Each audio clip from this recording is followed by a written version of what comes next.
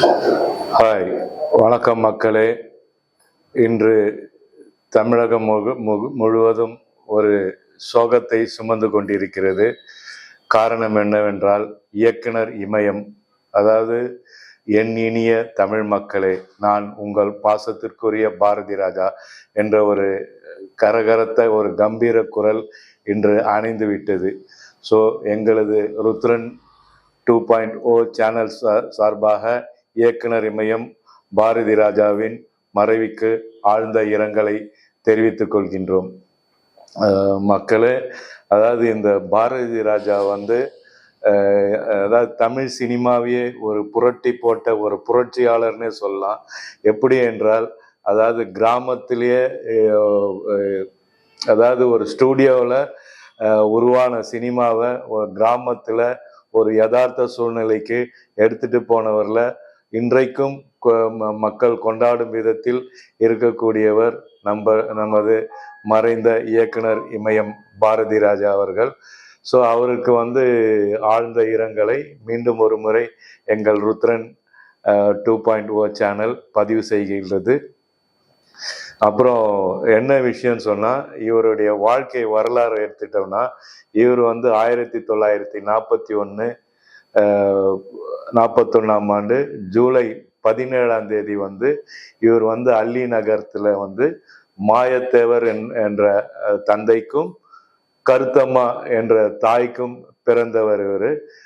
இவர் அதான் தேனி மாவட்டத்தில் இருக்கிற அல்லி நகரம். ஸோ அப்படி பிற்காலத்தில் இவர் ஒரு சுகாதார ஆய்வாளராக இவர் பணியை தொடங்கினார்.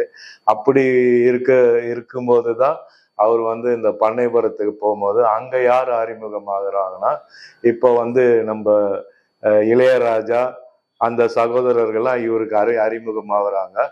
ஸோ அவர் மெதுவாக சினிமா தான் அவருடைய பெரிய கனவாக இருந்தது. அதற்கு அதாவது ஒரு ஸ்டூடியோவிலேயே எடுக்கப்பட்ட சினிமாவை யதார்த்த சூழ்நிலையில் கிராமத்தை நோக்கி இவங்க கேமராவை தூக்கிட்டு போற அளவுக்கு சினிமாவையே மாத்திட்டாங்க. புட்டனா கனகல் கிட்ட இருந்து தான் அவர் உதவி இயக்குனரா தன்னுடைய வாழ்க்கையை தொடங்குறாரு அவரு. அதுக்கப்புறம் பிற்பாடு அவர் சென்னைக்கு அவர் கொஞ்சம் நஞ்சமான சாதனை பண்ணலங்க. ஒரு 44 படங்களை எடுத்திருக்காரு. அவர் கதை வசனகர்த்தாவும் தயாரிப்பாளரும் இருந்திருக்கிறாரு. தன்னுடைய மகன் பெயர்லேயே, அதாவது அவருடைய மகன் சென்ற மார்ச் மாதம் தான் அவர் இறந்தாரு.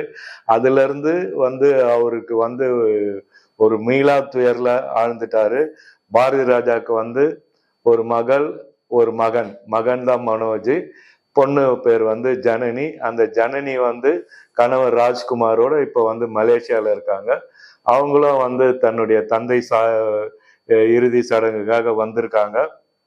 அவங்க தான் முழுமையா அங்க இருக்காங்கன்னு சொல்லலாம். விஜயம் போயிட்டு அவருக்கு மரியாதை செலுத்தியிருக்காரு.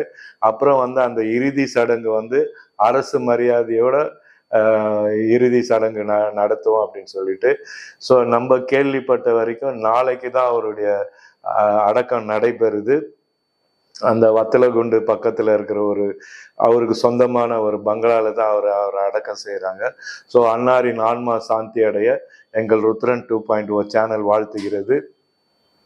அப்புறம் அவருடைய சாதனைகள்லாம், அதாவது ஒரு 6 தேசிய விருது வாங்கியிருக்காரு.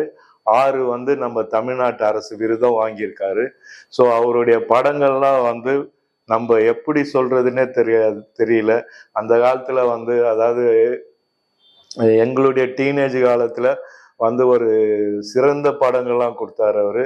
சிறந்த படங்கள் மட்டும் கிடையாது, அந்த டீமே, அதாவது இளையராஜா, வைரமுத்து போன்ற டீமே சேர்ந்து ஒரு ரசிகர்களுக்கு அது பாட்டாகட்டும், அவருடைய படைப்பாகட்டும், எல்லாமே திகட்ட ரசிகர்களுக்கு கொடுத்தாங்கன்னே சொல்லலாம்.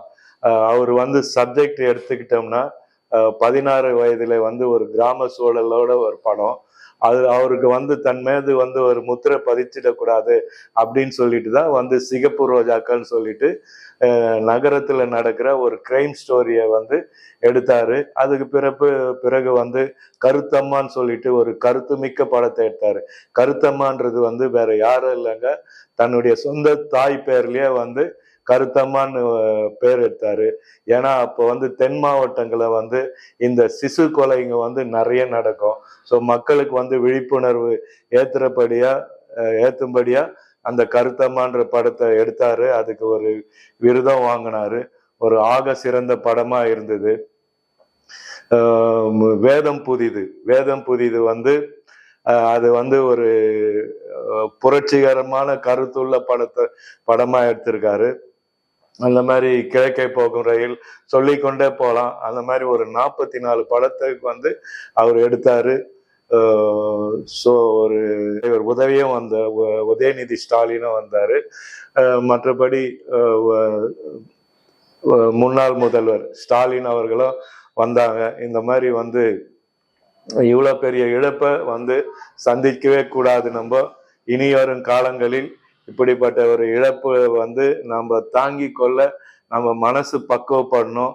ஏன்னா படத்தின் மூலமாக ஒரு பெரிய அந்தஸ்திய வந்து பாரதி ராஜா எடுத்தாரு. அதாவது சிவாஜினாலுமே வந்து ஒரு நடிகர் திலகம்னு சொல்லுவாங்க. இந்த முதல் மரியாதை பார்த்தீங்கன்னு சொன்னா ஃப்ரேமுக்கு ஃப்ரேம் அவர் நடிக்கவே இல்லைங்க. பாரதி ராஜாவும் அதுதான் கேட்டுக்கிட்டாரு. அவருடைய பேட்டியிலே சொல்லி நிறைய நடிகைங்களை இது பண்ணாரு. நடிகைங்களை அறிமுகப்படுத்தும் போது அவங்களுடைய பேரினுடைய முதல் எழுத்து வந்து ஆறு வாரம் மாதிரியே பார்த்துக்கிட்டாரு அவரு. அந்த மாதிரிதான் ராதிகா, ரஞ்சிதா, ரேவதி, ரதி போன்ற நடிகர்கள்லாம் உருவாக்குனாரு. அது மட்டும் இல்ல, எடுத்த படத்துல எல்லாம் ஒரு முத்திரை பதித்தாரு. தன்னுடைய மகனையும் வந்து தாஜ்மஹால்ன்ற படத்துல வந்து அறிமுகப்படுத்தினாரு.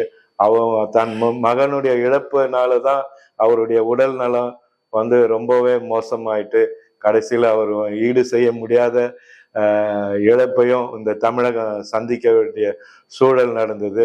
ஸோ இன்னும் அவரை பத்தி நிறைய விஷயம் சொல்லாங்க. அவருடைய சாதித்த வரலாறு, விருதுக்கு மேல அவர் விருது குவிச்சதெல்லாம் பத்திலாம் நம்ம நிறைய பேசணும்.